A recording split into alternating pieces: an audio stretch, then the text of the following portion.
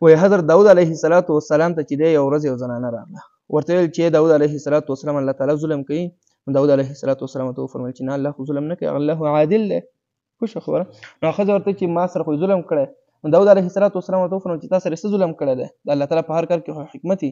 نو دې ښځې ورته ما ته حکمت نه ښکاري. وایي زه غریبه ښځه یم او کونډه یم او د وړیو نه چې دی تارونه او رسۍ جوړوم او دا چې بیا کله جمع شي لږ ډېر راسره پاتې شي نو بیا دا بازار ته وړم او خرڅوم. وایي دا مې چې ښه ډېر جمع کړل. دا ښځه د داود علیه السلام ته فرمایي وایي چې ښه ډېر مې جمع کړل. وایي ترته مې کېښودل لاوانه یو مارغه راغی، زما ټول رزق او بندوبست ټول په هغې باندې روان و. مارغه راغی دا یې ټول جګ کړل او ویې وړل. نو زه څه وکړم؟ خپلو بچو ته یتیمانو ته څه ورکړم؟ خپله څه شی وخورم؟ دا خو ما سره ظلم شوی دی.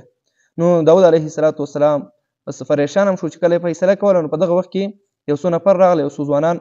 داود علیه السلام ته وفرمیل، ورته ویل دغه کسانو چې مونږه څه صدقه کړې ده دا صدقه کوو او دا کوم مستحقین خلک یې هغوی ته یې ورکړه. داود علیه السلام د هغوی ته وویل چې صحیح ده، پخوا به خلکو چې دی که نه هغې به د حکومتونو ته دا ټول صدقې او زکاتونه به ورکول، ځکه حکومتونه ښه و نیکان ول، هغې به مستحقین خلک ټاکلي وو هغوی ته بیا ورکول. خبره پوه شوې؟ نو هغوی ته به دا ورکول. نو پوښتنه یې ترې وکړه چې تاسو دا صدقه ولې کوئ؟ د خلکو نه یې پوښتنه وکړله. دا ښځه هم دلته راولاړه ده، فیصله یې د ښځې لا نه شوې. نو هغه سړو ته وایي چې تاسو دا پیسې ولې صدقه کوئ؟ خیرات خو به یې ولې صدقې دپاره رغبت شوی دی، زړه مو شوی دی؟ هغه ورته عجیبه کار وشو. د خلکو ورته وایي ورځ مونږ پرون یا بله ورځ په کښتۍ کې روان وو او سفر مو کولو، مونږ تجاران یو او د کښتۍ دا کومې تختې چې وي که نه دې ټکار یې شروع کړو، یا پکې وینه یا بل څه ماتېدو باندې وې، بس ماتېدې. بس مونږ وویل چې یا الله که د دې کښتۍ نه جوړ ووتو او بچ شو نو مونږ به صدقه کوو، دومره به روپۍ به صدقه کوو. هر یو تاجر، هر یو کس کاروباري سړي دا خبره وکړله.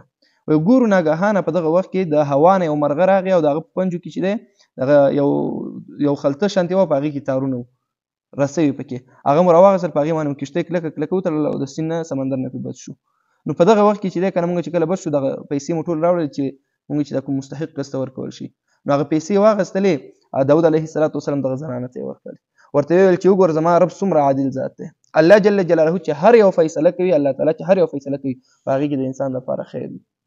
ځکه چې څومره مصیبتونه مونږ تاسو باندې راځي باید په هغې باندې صبر وکړو، ځکه چې علماء کرام فرمایي الخیر فیما وقع، څه شی چې واقع کېږي په هغې کې د الله تعالی طرف نه خیر وي. که غم راځي، که خوشحالي راځي، غریبي، فقیري، هر څومره چې راځي په دې ټولو کې د الله جل جلاله یو نه یو څه حکمت خامخا پروت وي.